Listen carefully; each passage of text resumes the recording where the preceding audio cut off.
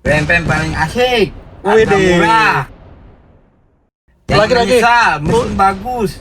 Widih, mantap mantap.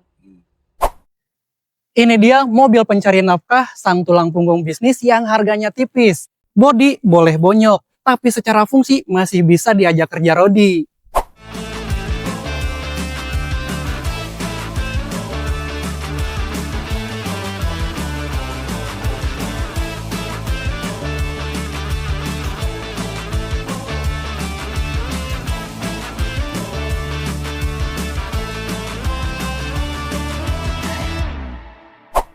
Halo guys, welcome back to the channel Legoas Indonesia. Nah, pada kali ini kita akan bahas mobil yang bisa diajak kerja Rodi nih.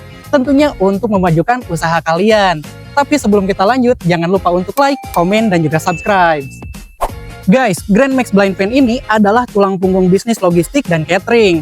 Unit 2016 ini kilometernya 141 ribuan.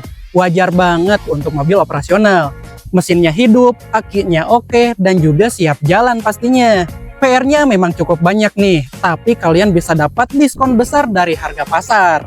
Mobil ini sangat fungsional dan juga cocok banget nih buat kalian yang nggak peduli tampilan, yang penting untung.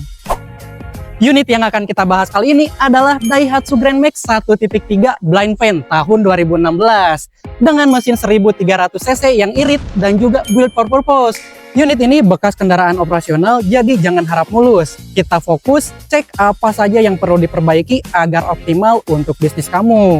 Keunggulan unit ini tuh ada 3 yang utama. Yang pertama, harganya udah pasti jauh lebih murah guys. Yang kedua, ruang kargonya maksimal. Dan yang ketiga, mesinnya sehat dan siap diajak kerja. Mobil ini sudah teruji bandel dan semua minusnya itu adalah PR yang bisa diabaikan jika tujuannya murni untuk angkut barang. Investasi kecil tapi keuntungan operasionalnya besar.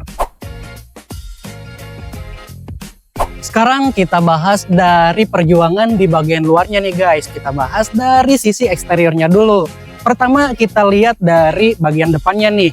Di bagian bumper depan dan juga di bagian grillnya, di sini banyak cat yang mengelupas. Dan juga untuk di bagian kap mesinnya, di sini ada baret-baret guys. Lalu untuk bagian lampunya, di sini memang sudah kusam guys karena usia. Wajar unitnya udah 9 tahun. Lanjut ke bagian sebelah kanan, di bagian pintu depan dan juga pintu belakangnya, di sini banyak baret-baret dan juga sedikit kotor. Lalu ada juga beberapa bagian yang penyok guys. Dan untuk minusnya di sebelah kanan ini, di sini cukup penyok dan juga ketika dibuka pintunya. Sekarang kita cek nih untuk bagian belakangnya seperti apa. Di sini terlihat nih di bagian belakangnya, khususnya di bagian bumper belakang dan bagian bawahnya, banyak yang catnya mengelupas dan juga penyok-penyok, termasuk di bagian pintu bagasinya. Sekarang kita lanjut ke bagian bodi sebelah kiri nih guys. Dari sebelah kiri ini memang terlihat cukup solid dibanding sebelah kanan. Tapi tetap saja ada beberapa minus baret-baret di beberapa bagian. Seperti di pintu depan, pintu belakang, dan juga bodi bagian belakangnya.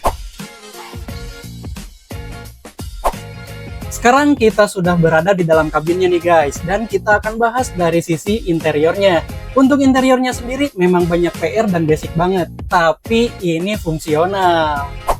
Kita mulai dari bagian depannya dulu nih guys, dari bagian dashboard. Dari dashboardnya sendiri, ini masih utuh, hanya kotor-kotor saja karena pemakaian. Nah, untuk minusnya sendiri, di bagian depan ini hanya di bagian radio tape-nya saja yang tidak ada guys. Untuk selebihnya, seperti AC, itu masih dingin banget. Kita lanjut ke bagian setir nih guys. Di bagian setirnya sendiri, ini masih nyaman banget. Tapi minusnya, karet setirnya ini sudah halus. Lalu lanjut ke bagian odometer. Di sini odometernya jelas nih, terlihat di angka 141 ribuan kilometer. Nah guys, sekarang kita bahas nih bagian atasnya. Untuk bagian plafonnya sendiri, di sini tidak ada robekan, tapi minusnya kotor nih guys. Cukup kotor untuk bagian depan maupun bagian belakangnya. Dan juga butuh dibersihkan biar tampilannya lebih fresh lagi. Sekarang lanjut kita bahas untuk bagian kursinya nih guys. Untuk jok pengemudi maupun penumpang sama-sama ada robekan. Tapi untuk bagian pengemudi itu robekannya cukup banyak dan besar-besar guys. Jadi butuh diganti covernya dan juga ditambah busa biar pengemudinya makin nyaman. Nah, sekarang saya sudah berada di bagian belakangnya. Untuk bagian belakangnya sendiri, kalian bisa lihat sendiri nih. Memang banyak yang kotor dan juga banyak baret-baret karena pemakaian. Tapi secara fungsional di sini oke banget dan juga lega banget. Sekarang kita bahas soal harganya nih guys. Unit blind fan ini dilelang dengan harga dasar 60 jutaan aja. Gimana? Murah banget kan? Nah, kalau kamu tertarik langsung aja ikutin lelangnya cuma di aplikasi Legoas. Kamu bisa install dan download aplikasinya di App Store maupun di Play Store. Setelah itu, kamu ikutin lelangnya dan jangan lupa untuk memenangkan unitnya. Nah, kalau kamu pengen ngecek dulu unitnya, bisa banget. Kamu bisa datang langsung ke pool kita di Jalan Meruya Selatan, nomor 12, Kembangan, Jakarta Barat. Dan jika kamu butuh informasi lebih lanjut, kamu bisa hubungi nomor CS kita di bawah ini nih guys. Oke, segitu aja video review kita kali ini dengan blind fan ini.